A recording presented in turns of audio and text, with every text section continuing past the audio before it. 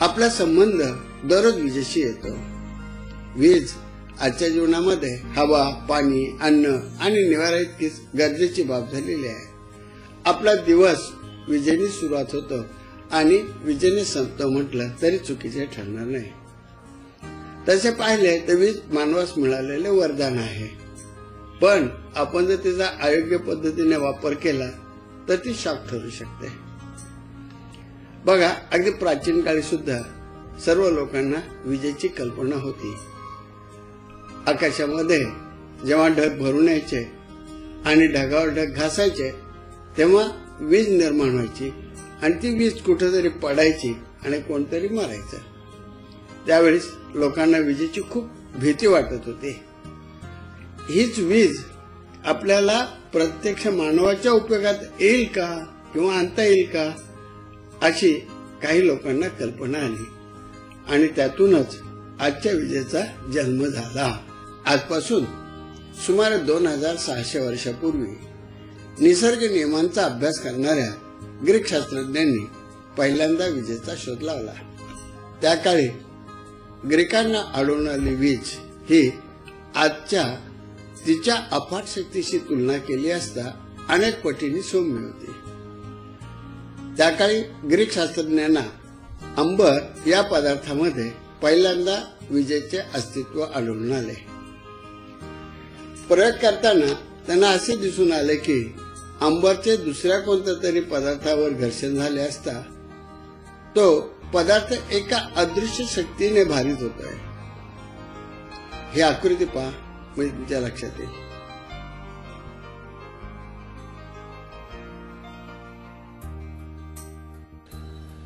भारित अंबर पालापाचोळा, लाकडाचा भुसा, कागदाचे कसपटे यासारख्या हलक्या फुलक्या पदार्थाजवळ नेला असता पदार्थ अंबरकडे आकर्षले जाऊन त्यात चिटकत असते।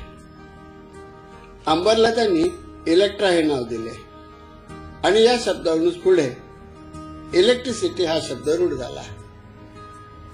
ग्रीकांच्या या प्राथमिक शोधानंतर इसवी सन 1600च्या सुमारास विल्यम गिल्बर्ट यांनी संशोधनाअंती अंबर सारखी आकर्षण शक्ती असलेले आणि नसलेले पदार्थ यांचे वर्गीकरण करून त्यांना इलेक्ट्रिकल्स आणि नॉन इलेक्ट्रिकल्स अशी नावे दिली। पुढे चार्ल्स डफे या फ्रेंच अभ्यासकाने असं दाखवून दिलं की चार्ज्ड काचेची कांडी काही वस्तूंना आकर्षिते तर काही वस्तूंना ते आकर्षू शकत नव्हती। या चार्जेसना त्याने अनुक्रमे पॉझिटिव्ह म्हणजे धन आणि निगेटिव्ह म्हणजे ऋण अशी नावे दिली। त्या काळी आणि नंतर कित्येक वर्ष वीज ही प्रवाही असून ती सोर्सच्या म्हणजे जनरेटर किंवा बॅटरीच्या पॉझिटिव्ह टोकाकडून लोड मार्गे पुन्हा बॅटरी किंवा जनरेटरच्या निगेटिव्ह टोकाकडे वाहते असेच मानले जात असे। आजही तसंच कित्येक ठिकाणी मानतात। यालाच आपण विजेचा कन्व्हेन्शियल करंट म्हणजेच लोकसंमत करंट असे म्हणतो। मित्रांनो, एक साधारण 30-40 वर्षाच्या पूर्वी अणूची कल्पना आली आणि त्यातून इलेक्ट्रिसिटीची ही संकल्पनाच बदलली गेली आणि या संकल्पनेमुळे इलेक्ट्रॉनिक्स करंट असतो हे एक नवीन सिद्धांत मांडला गेला आणि हा इलेक्ट्रॉनिक्स करंटची दिशा पूर्वीच्या कन्व्हेन्शनल करंटच्या विरुद्ध आहे हे लक्षात आले। विद्यार्थी बंधूंनो, तुम्ही वर्गामध्ये थेरी शिकणार आहात आणि प्रॅक्टिकलसाठी तुम्हाला कार्यशाळेत म्हणजेच वर्कशॉप मध्ये जायचंय। तर तेव्हा आता कार्यशाळेत काम करण्यापूर्वी तुम्हाला काही बाबी लक्षात ठेवाव्या लागतील, जसे की कार्यशाळेत काम करताना सुटसुटीत कपडे वापरा।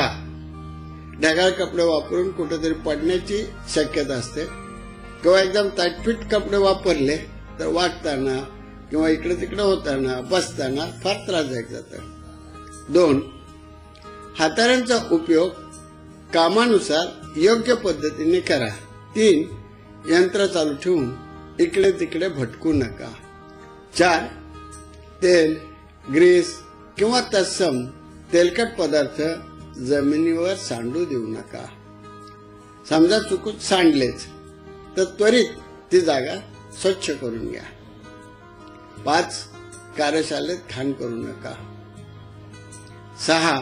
येण्या जाण्याच्या मार्गात अडथळा निर्माण होईल असे काहीही ठेवू नका, नाहीतर मग अडथळून आपण पडलं जाऊ आणि त्यामुळे अपघात घडेल. 7. धूम्रपान किंवा मद्यपान पण करू नका. 8. तीक्ष्ण हाताळे वापरताना अत्यंत सावधगिरी बाळगा. काही इलेक्ट्रिशियन अशा प्रकारे खिशामध्ये टोचा, चाकू वगैरे ठेवतात, त्यामुळे कधी ना कधी अपघात होण्याची शक्यता असतेच. तेव्हा अशा प्रकारे खिशात काही ठेवू नका.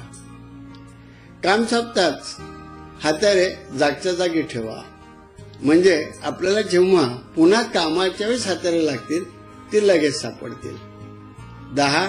मोडकी, पिचकी, तुटकी, बोथट हाताळे वापरू नका. आता पुढचं बघा. 11.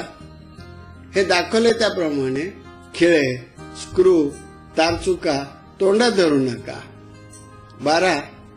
काम करताना गळ्यात चेन, हाताच्या बोटात अशा प्रकारची अंगठी वापरू नका. काम करताना इतरांशी बोलू नका. 14वा मुद्दा आहे, अपघात होऊ शकेल असे कोणत्याही प्रकारचे काम करू नका. सदैव जागृत राहा आणि तुमच्या कामावर लक्ष केंद्रित करा, म्हणजे अपघात घडणार नाहीत.